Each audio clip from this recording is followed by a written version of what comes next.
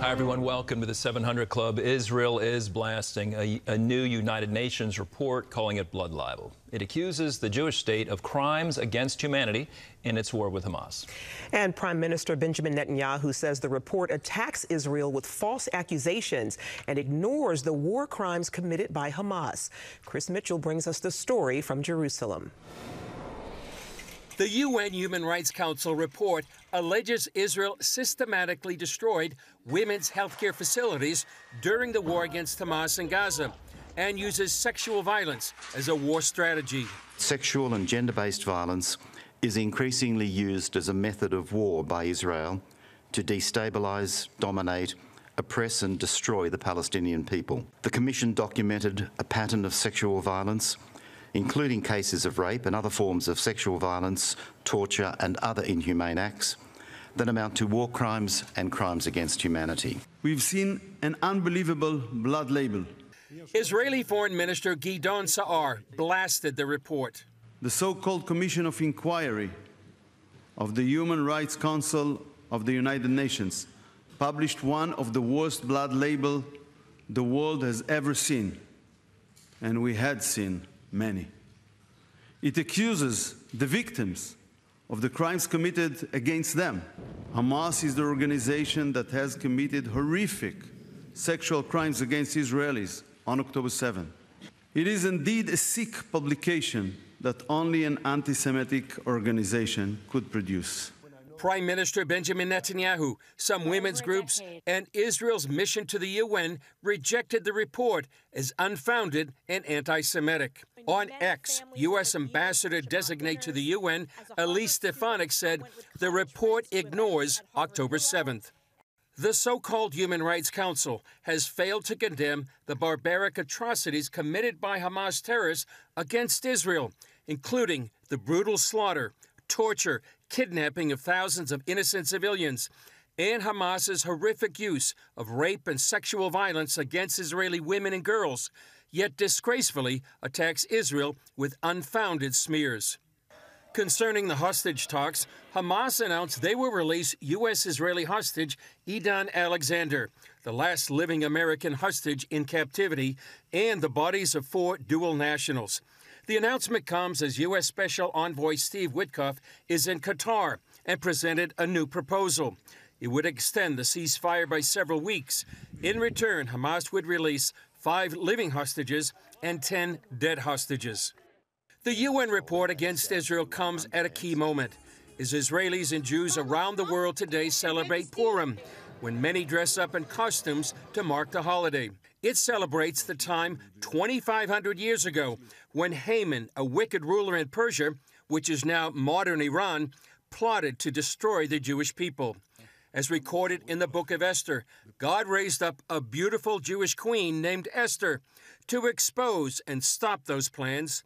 Now, centuries later, Israelis say they again face wicked rulers in Iran who want to destroy Israel and the Jewish people. Today, many Jews and Christians around the world believe God will thwart the plans of today's wicked rulers, just like he did 2,500 years ago. Chris Mitchell, CBN News, Jerusalem.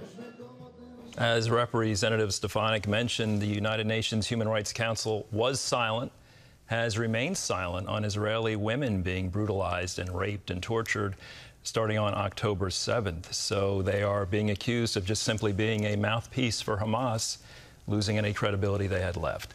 In other news, nearly 100 people were arrested in protests at Trump Tower yesterday. The uproar was over the administration's plans to deport a pro-Palestinian activist. John Jessup has that story and more from Washington. John? That is right, Andrew. Those protests center on the case of Mahmoud Khalil, which has strong passions on both sides, with the White House saying they have a legal basis to deport him and his supporters claiming he's exercising his free speech. Brody Carter has a story.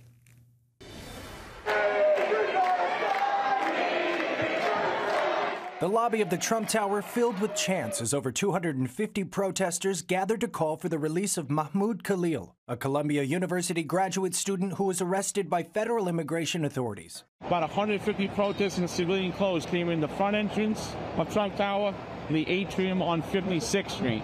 Again, this is a public access area. The demonstrators wore red shirts reading "Jews say stop arming Israel" and carried banners demanding Khalil's release. Police say they warned the crowd several times before making arrests. We made 98 arrests.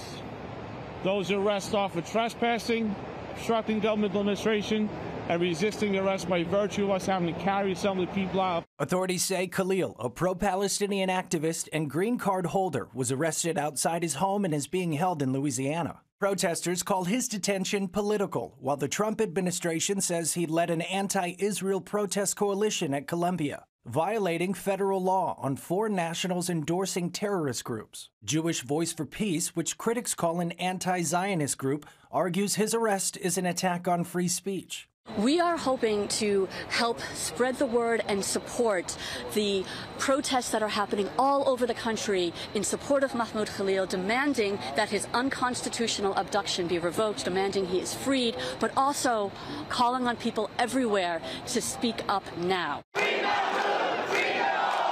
Some Democratic politicians have also demanded Khalil's release. The White House suggests more arrests could follow, using an immigration law that gives the Secretary of State the authority to expel foreigners. The Trump administration has pulled over $400 million in federal funding from Columbia, citing the school's failure to combat anti-Semitism. And Columbia said Thursday it has expelled or suspended students for occupying a building last year, revoking some diplomas. The Trump regime and cronies think that by targeting people who protest for Palestinian freedom and by targeting a Palestinian, that they will divide us.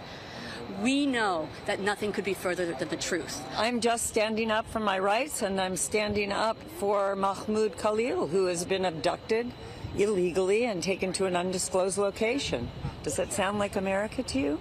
Secretary of State Marco Rubio said Khalil's arrest is not about free speech, saying no one has the right to be complicit in vandalism and shutting down institutions of learning. For now, Khalil's legal team is trying to get him returned to New York City.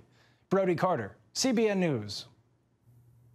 Thank you, Brody. Here in Washington, and with just hours to spare, the Senate is working to avoid a partial government shutdown. Republicans support a House-passed measure to keep the government operating, but they need votes from Democrats. After days of deliberation among his caucus, Senate Minority Leader Chuck Schumer said he would not allow a shutdown after being pushed by Majority Leader John Thune. It's time for Democrats to fish or cut bait. We have 2 days until government funding expires. And Democrats need to decide if they're going to support funding legislation that came over from the House or if they're going to shut down the government. For Donald Trump, a shutdown would be a gift. It would be the best distraction he could ask for from his awful agenda. While Schumer describes the bill as very bad, he says a shutdown has consequences that are much, much worse. Still, many Democrats oppose moving forward with a budget plan. The bill faces its first test later today. Well, turning now to President Trump's attempt to broker a peace deal between Russia and Ukraine.